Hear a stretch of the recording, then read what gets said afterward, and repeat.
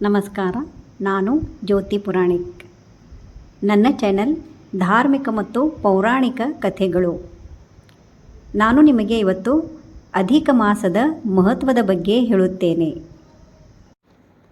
ಈ ಅಧಿಕ ಮಾಸವನ್ನು ಮಲಮಾಸ ಎಂದು ಕೂಡ ಹೇಳುತ್ತಾರೆ. ಹಾಗೆ ಅಧಿಕ ಮಾಸವನ್ನು ಪುರುಷೋತ್ತಮ ಮಾಸ ಎಂದು ಕೂಡ ಹೇಳುತ್ತಾರೆ. ಈ ಮಲಮಾಸವು ಹೇಗೆ ಇಷ್ಟು ಪವಿತ್ರವಾದ ಮಾಸ ಆಯಿತು ಎಂದು ನಾನು ನಿಮಗೆ ಪುರಾಣಗಳಲ್ಲಿ ಬರುವ ಒಂದು ಕಥೆ ಹೇಳುತ್ತೇನೆ. ಈ ಅಧಿಕ ಮಾಸವು 3 ವರ್ಷಕ್ಕೆ ಒಂದು ಸಲ ಬರುತ್ತದೆ. ಹಳೆಯ ಕಾಲದಲ್ಲಿ ಚಂದ್ರಮಾನ್ ಮತ್ತು ಸೌರಮಾನ್ಗಳ ಲೆಕ್ಕದಲ್ಲಿ ವ್ಯತ್ಯಾಸ ಉಂಟಾಗುತ್ತಿತ್ತು. ಅದನ್ನು ಸರಿಪಡಿಸಲು ಒಂದು ಹೆಚ್ಚುವರಿ ಮಾಸವನ್ನು ಸೇರಿಸಲಾಯಿತು. ಈ ಮಾಸವೇ ಅಧಿಕ ಮಾಸ. ಆದರೆ ಜನರು ಈ ಮಾಸವನ್ನು ಅಶುಭ ಎಂದು ಭಾವಿಸುತ್ತಿದ್ದರು. ಈ ಮಾಸದಲ್ಲಿ ಯಾವುದೇ ಮದುವೆಯಾಗಲಿ, ಗೃಹ ಪ್ರವೇಶವಾಗಲಿ ಅಥವಾ ಯಾವುದೇ ಶುಭ ಕಾರ್ಯಗಳನ್ನು ಈ ತಿಂಗಳಲ್ಲಿ ಮಾಡುತ್ತಿರಲಿಲ್ಲ. ಇದರಿಂದಾಗಿ ಅಧಿಕ ಮಾಸವು ದುಃಖದಿಂದ ತುಂಬಿತ್ತು.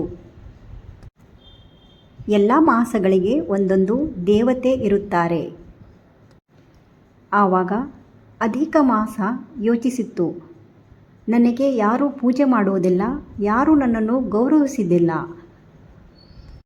ಅದು ದುಃಖದಿಂದ ದೇವಲೋಕಕ್ಕೆ ಹೋಗಿ ಎಲ್ಲ ದೇವತೆಗಳ ಬಳಿಗೆ ಹೋಯಿತು. ಆದರೆ ಯಾರೂ ಅದನ್ನು ಸ್ವೀಕರಿಸಲಿಲ್ಲ.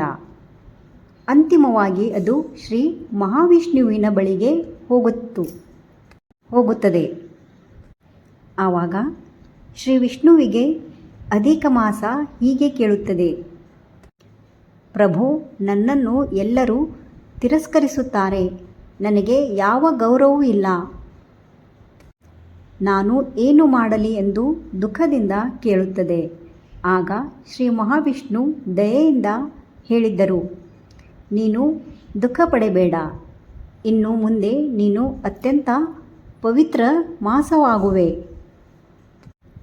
ನಾನು ನಿನಗೆ ನನ್ನ ಹೆಸರಾದ ಪುರುಷೋತ್ತಮ ಎಂಬ ಹೆಸರನ್ನು ನಿನಗೆ ನೀಡುತ್ತೇನೆ ಎಂದು ಶ್ರೀ ಮಹಾವಿಷ್ಣು ಹೇಳುತ್ತಾರೆ. ಆ ದಿನದಿಂದ ಅಧಿಕ ಮಾಸ ಪುರುಷೋತ್ತಮ ಮಾಸ ಎಂದು ಪ್ರಸಿದ್ಧವಾಯಿತು.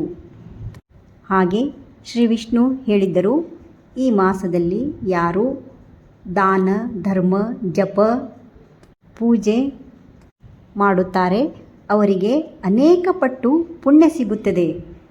ಇತರ ತಿಂಗಳುಗಳಲ್ಲಿ ಮಾಡಿದ್ದಕ್ಕಿಂತ ಹೆಚ್ಚು ಫಲ ದೊರೆಯುತ್ತದೆ ಎಂದು ಶ್ರೀ ವಿಷ್ಣು ದೇವರು ಹೇಳುತ್ತಾರೆ. ಇದನ್ನು ಕೇಳಿ ಅಧಿಕ ಮಾಸ ಸಂತೋಷದಿಂದ ತುಂಬಿತ್ತು. ಆ ದಿನದಿಂದ ಜನರು ಈ ಮಾಸವನ್ನು ಬಹಳ ಭಕ್ತಿಯಿಂದ ಆಚರಿಸಲು ಆರಂಭಿಸಿದರು. ಆದುದರಿಂದ ಈ ಮಾಸದಲ್ಲಿ ಮಾಡಿದ ದಾನ ಧರ್ಮಕ್ಕೆ ವಿಶೇಷ ಫಲವಿದೆ. ಈ ಮಾಸದಲ್ಲಿ ವಿಶೇಷವಾಗಿ ಯಾವುದೇ ದಾನ ಕೊಟ್ಟಿದ್ದರೂ 33 ಆಗಿ ಕೊಡಲಾಗುತ್ತದೆ. 33 ಅತಿರಸ. ಅಧಿಕ ಮಾಸದ ವಿಶೇಷ ದಾನಗಳಲ್ಲಿ ಅತಿರಸ ದಾನ ಬಹುಮುಖ್ಯವಾಗಿದೆ. ಹಾಗೂ 33 ಹಣ್ಣುಗಳು ಕೂಡ ಕೊಡಬಹುದು. ಹಾಗೆ 33 ತೆಂಗಿನಕಾಯಿ ಕೂಡ ಕೊಡಬಹುದು. ಧನ ದಾನ ಮಾಡಬಹುದು, ಧಾನ್ಯ ದಾನ ಮಾಡಬಹುದು. ಈ ತಿಂಗಳಲ್ಲಿ ದಿನ ಒಂದು ದಾನ ಮಾಡಬಹುದು. ಆಗದೇ ಇದ್ದಾಗ ಒಂದೇ ದಿನ 33 ಬ್ರಾಹ್ಮಣರಿಗೆ ನಾವು ದಾನ ಮಾಡಬಹುದು. ಈ ಅಧಿಕ ಮಾಸದಲ್ಲಿ ಎಲ್ಲ ಗುಡಿಗಳಲ್ಲಿ, ಮಠಗಳಲ್ಲಿ ಧಾರ್ಮಿಕ ಆಚರಣೆಗಳು ನಡೆಯುತ್ತವೆ. ನಾವು ಅಲ್ಲಿ ಹೋಗಿ ಈ ದಾನಗಳನ್ನು ಮಾಡಬಹುದು. ಅನ್ನದಾನ, ವಸ್ತ್ರದಾನ, ಭಗವದ್ಗೀತೆ ಕೂಡ ನಾವು ದಾನ ಮಾಡಬಹುದು. ಇದು ಕೂಡ ಒಳ್ಳೆಯ ದಾನ. ಈ ಮಾಸದಲ್ಲಿ ಪ್ರತಿದಿನ ದೇವರ ಸ್ಮರಣೆ ಹಾಗೂ ಸಾತ್ವಿಕ ಆಹಾರ ಸೇವನೆ, ಕೋಪ ದ್ವೇಷ ಬಿಡಬೇಕು. ಸಾಧ್ಯವಾದಷ್ಟು ದಾನ ಮಾಡುವುದು. ಸರಳವಾಗಿ ಹೇಳುವುದಾದರೆ ಅಧಿಕ ಮಾಸ ಆತ್ಮಶುದ್ಧಿ ಮತ್ತು ಪುಣ್ಯ ಸಂಗ್ರಹದ ಸಮಯ. ಈ ಸಮಯದಲ್ಲಿ ಮಾಡಿದ ಒಳ್ಳೆಯ ಕಾರ್ಯಗಳು ಅನೇಕ ಪಟ್ಟು ಫಲ ನೀಡುತ್ತದೆ ಎಂದು ಶಾಸ್ತ್ರಗಳಲ್ಲಿ ಹೇಳಲಾಗಿದೆ. ಇದು ಅಧಿಕ ಮಾಸದ ಮಹತ್ವ ಮತ್ತು ಪೌರಾಣಿಕ ಕಥೆ. ನಿಮಗೆ ನನ್ನ ವಿಡಿಯೋ ಇಷ್ಟವಾದಲ್ಲಿ ಲೈಕ್, ಶೇರ್, ಸಬ್ಸ್ಕ್ರೈಬ್ ಮಾಡಿ. ಧನ್ಯವಾದ.